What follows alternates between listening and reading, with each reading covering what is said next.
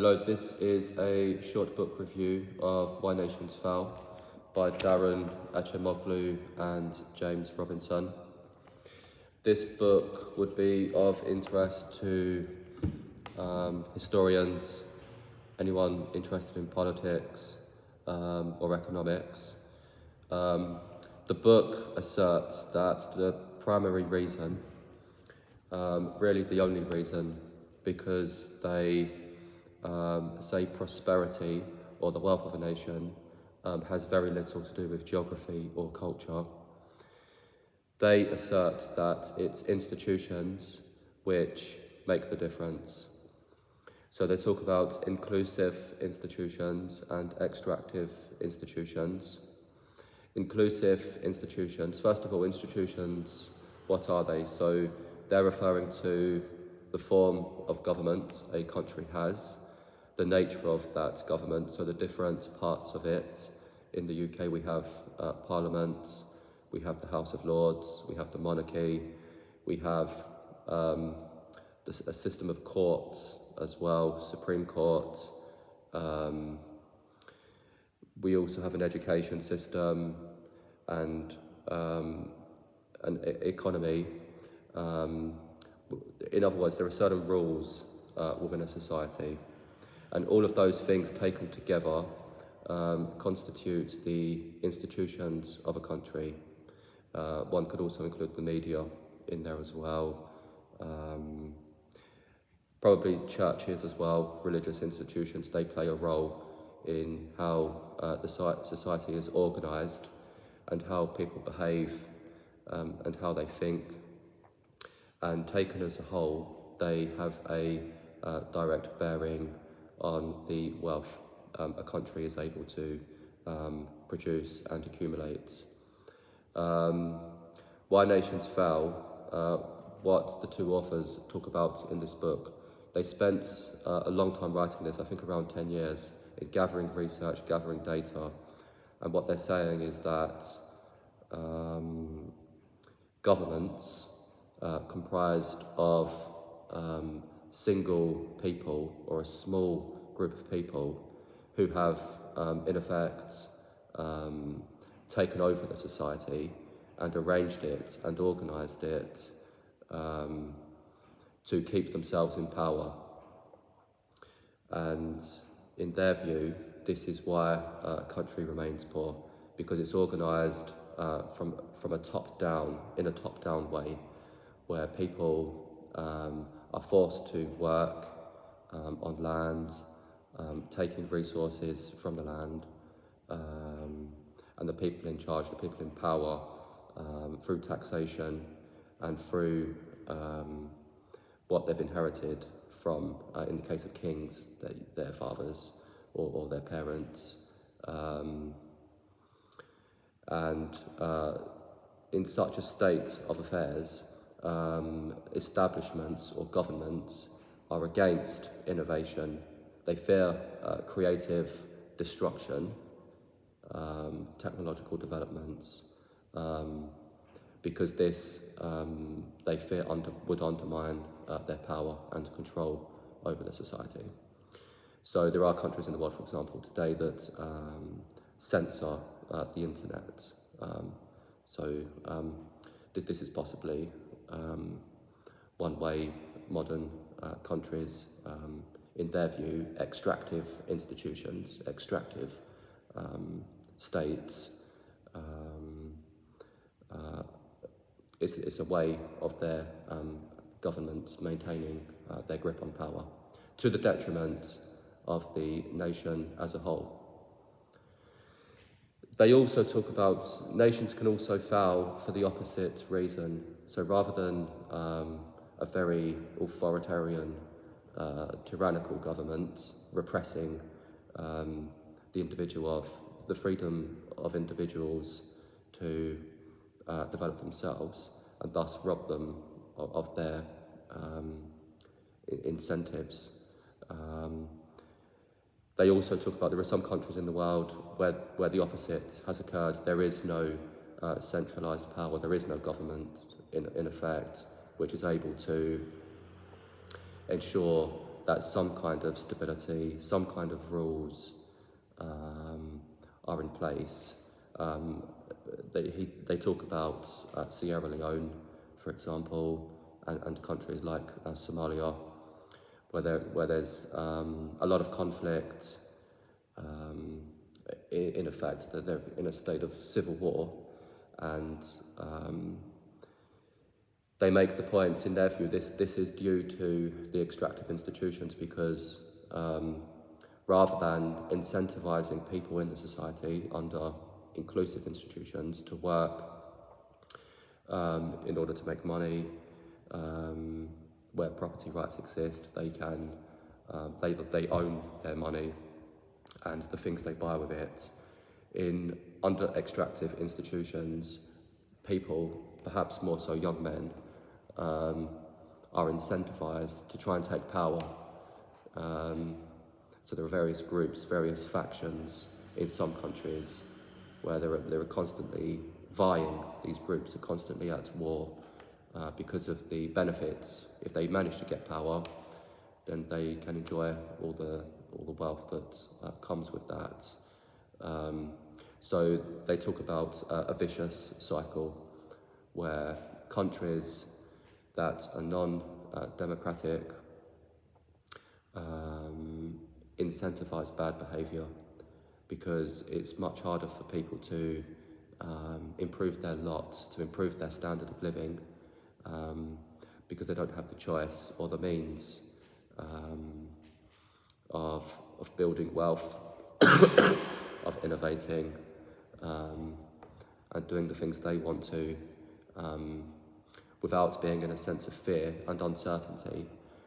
They also talk about how some countries, the uncertainty that comes with instability leads to a lack of investments, because why would people invest the time and money to improve certain things, to install heavy industry and high-end manufacturing, if they don't know who is going to take power and possibly overthrow rights that were previously enjoyed, and so people don't feel secure.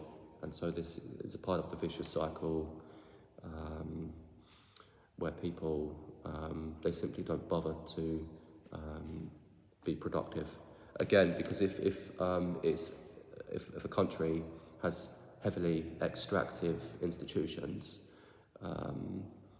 then why are people going to want to work? Why are people going to put effort into working hard if, for example, the state or the government is taking the majority of what they produce? People are not going to want to find new ways of improving and of making money, because there's no incentive for them to do so. But in countries like the USA, the UK, Western Europe, because we have the ability to remove people that are in charge, governments, and change our governments, this brings about, ironically perhaps, a greater sense of security, because it prevents the slow rot of corruption from setting in, and for people in the government to use their positions to empower and enrich themselves at the expense of the society as a whole. In a previous video I made regarding why some countries are rich and other countries are poor, the author of that book attributed prosperity and poverty to advanced manufacturing. And in some sense, although this book, Why Nations Fell, doesn't really go into advanced manufacturing or see it as the sole cause, I think what they have done is talk about how a country can be in a state where high-end manufacturing can begin to develop. England was one of the first countries, well, it was the first country to industrialise, and in this book they talk about how the 1689 revolution was crucial. They talk about critical junctures in the book and institutional drift. So what they've said is that going back before 1689, there was the Black Death in Europe, and although we can't be sure, around half of the population of Western Europe is thought to have perished during the plague, the Black Death. What this inadvertently did was it empowered labourers. So in England at this time, this was the 14th century, we had a system of feudalism, of serfs.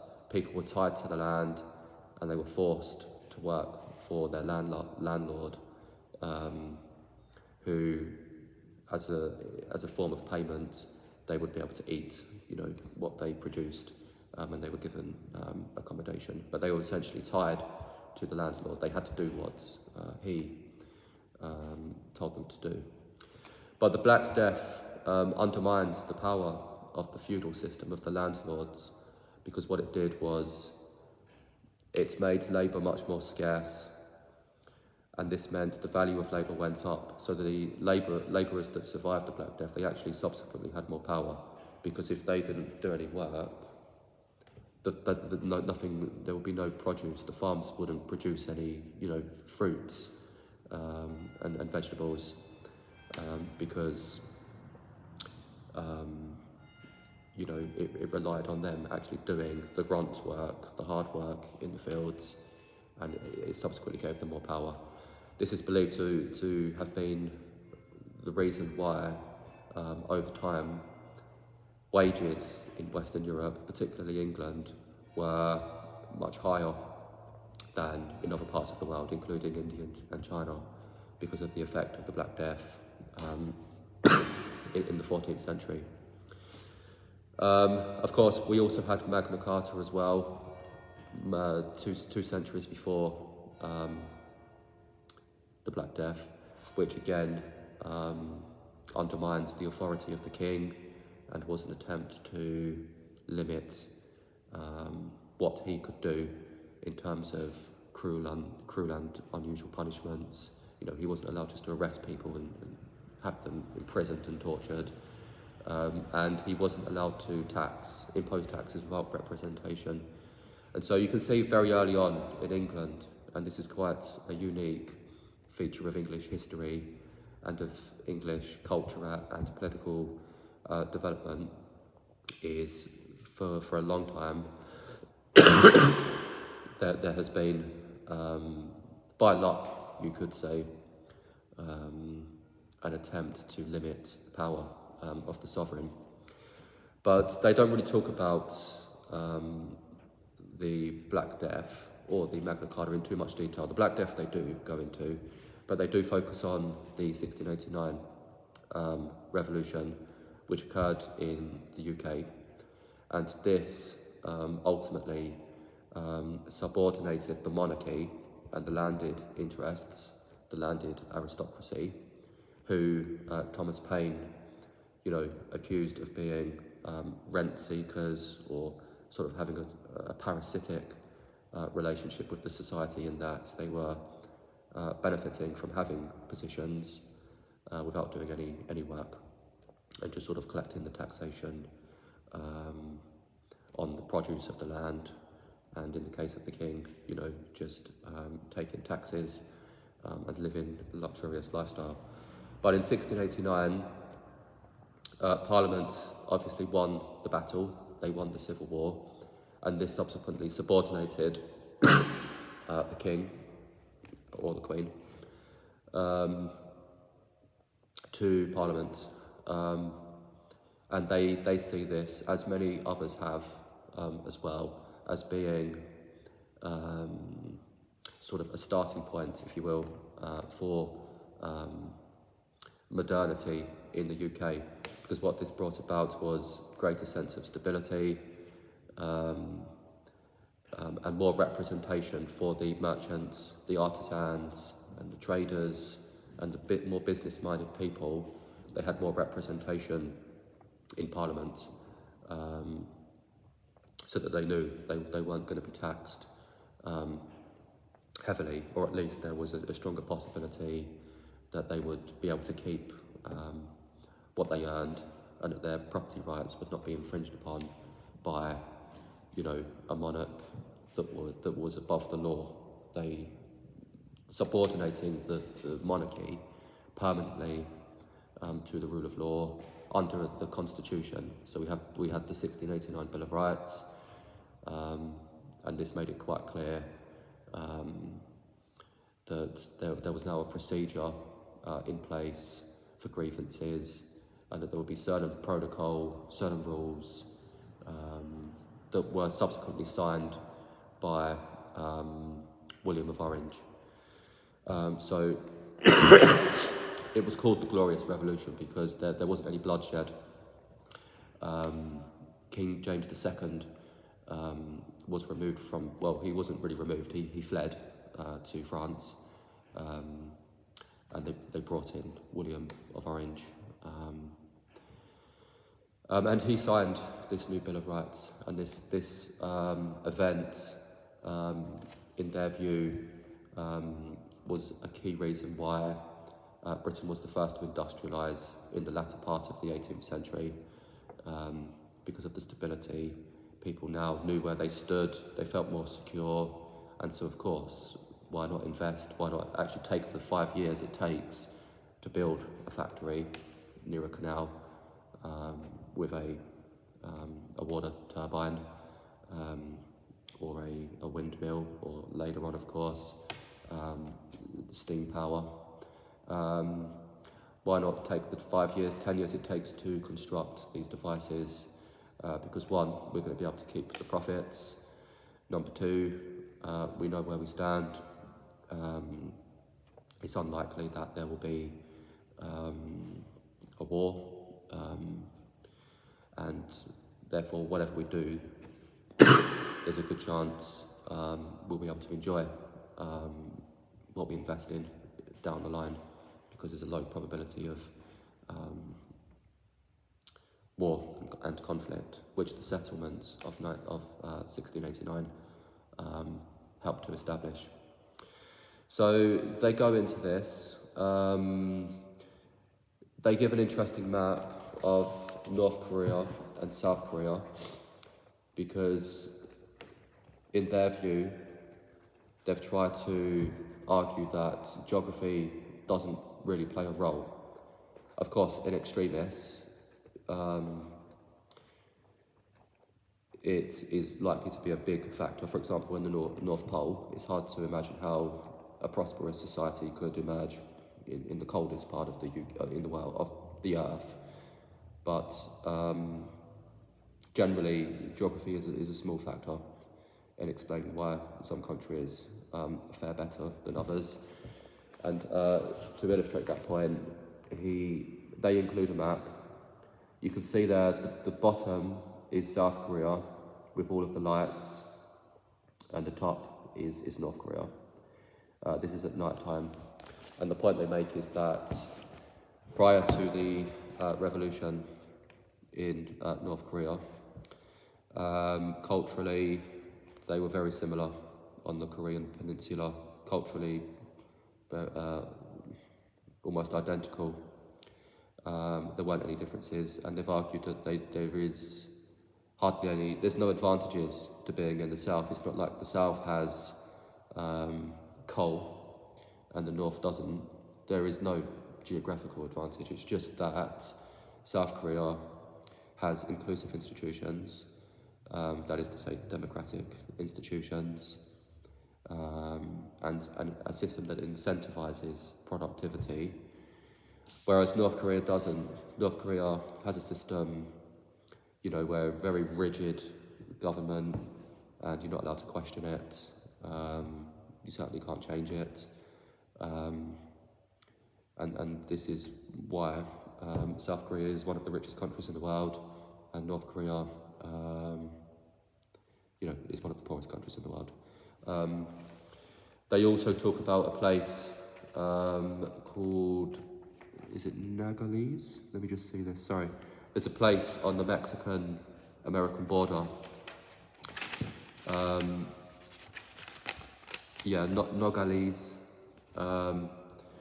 It's a place on the border between Mexico and the USA, and it's separated by a fence.